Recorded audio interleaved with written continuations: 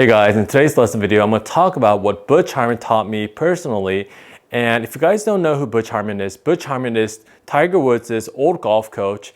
And I believe that's when Tiger was in his prime and that's when he was at his best. So when I was a junior golfer, when I first started learning to play golf, I went to these junior camps out in Las Vegas, out in the Rio Seco golf course. That's where the Butch Harmon Golf School is in Las Vegas. And of course, I spent most of my time with other coaches during the camp, but Butch Harmon taught me this one thing, and I want to share this with you. He told me that from the top of the backswing, every golfer does this one move.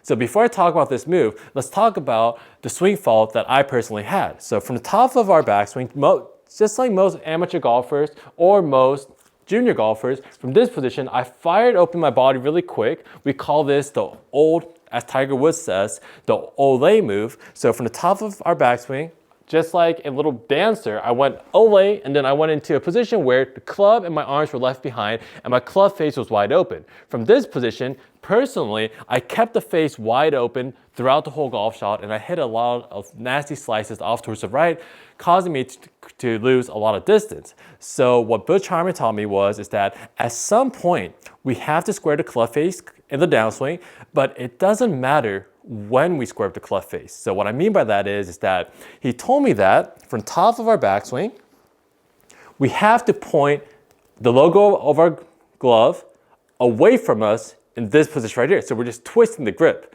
So if I twist the grip, you can see that the club face also shuts down, or as I would say, it squares up. So what I want you guys to realize is that there's different matchups in the golf swing. So I'm going to talk about that in today's lesson video. And I'm going to talk about what I personally think is the most optimal release. And I'll kind of give you the ins and outs of why I think that way. And I'll try to keep this lesson very simple. So he told me that most golfers get into a pretty neutral position out on tour, but a golfer like Graham McDowell, before he comes down, he actually gets his logo of his golf glove to turn over towards the camera, and then he just rotates through.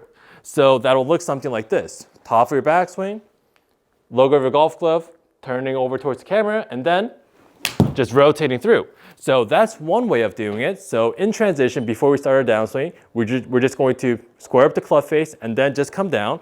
But the reason why I don't recommend this move is because if you do it from the start, if you're very relaxed, it could actually kind of work, but for most average golfers, if you try to do it from the start, it actually tends to get into a little bit of a position where we're kind of forcing it from the top, and instead of staying very relaxed, we actually tend to kind of tense up, and our timing becomes very quick.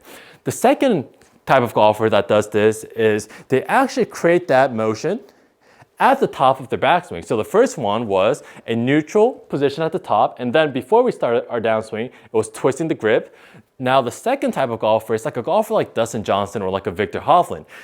Already, this position is set to the top of the backswing, very, very shut. So this type of golfer will also need to rotate and create a lot of side bend coming down to create a squared club face without shutting the club face down. So a golfer like this, in my opinion, if we're just holding off the release and if we're just rotating our body, like from the face-on golf swing, then from this position, we might have a lot of forward shaft lean, and that might look aesthetic if you want to get into that really crazy side bend, forward shaft lean, side bend impact position. But honestly, this has to be very, very, let's say, let me be kind of kind to my subscribers. You have to be very flexible and you have to have a lot of mobility. So unlikely you're gonna not be able to get into this position. And that's even for myself. So let's talk about if I just rotate my body. I always talk about if I just rotate my body, I'm not gonna create that much club head speed and that much distance, but let's talk about how actually Dustin Johnson creates his club head speed, in my opinion. So what happens with a golfer like Dustin Johnson is that he keeps his club face very shut, and he doesn't have a very active throwing motion, but what happens is that he keeps his arms in a very high position, and then he keeps his arm here, and then he rotates his body into his lead arm, and then from this position, there's so much tension going into my lead pec that my arm actually wants to sling off.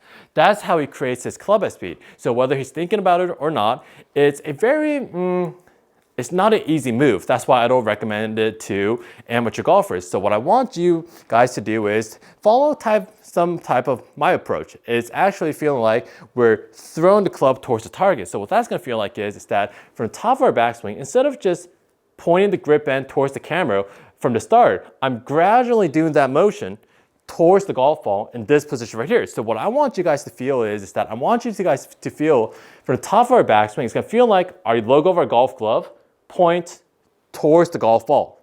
Logo of our golf glove points towards the golf ball. So this does not create an over-the-top motion as long as we have the correct sequence, which is lower body and then arms. It's gonna create a really good impact where we have that forward shaft lean, as you can see here. So it's gonna feel like the logo of our golf glove actually points down towards the ground. So from that position, what I'll recommend is have a gradual motion where the logo of our golf glove, it is still doing what Butch Harmon told me, but it's in a gradual motion coming down, and then I'm just throwing this golf club towards the target, just like throwing a frisbee. So do that in a gradual motion and throw the golf club just like I'm throwing a frisbee, and I think we'll be in a really good position. So let me show you guys what that should look like.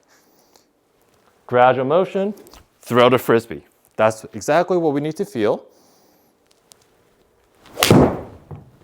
And I guarantee you guys that if you guys follow this method, you'll immediately get rid of your slice and your shanks, and you'll know how to compress the golf ball a lot better with the correct release. So if you guys like the lesson video, please like and subscribe to help my channel grow. And for in-person or online lessons, I'll leave all the information in the description below. Thanks, guys.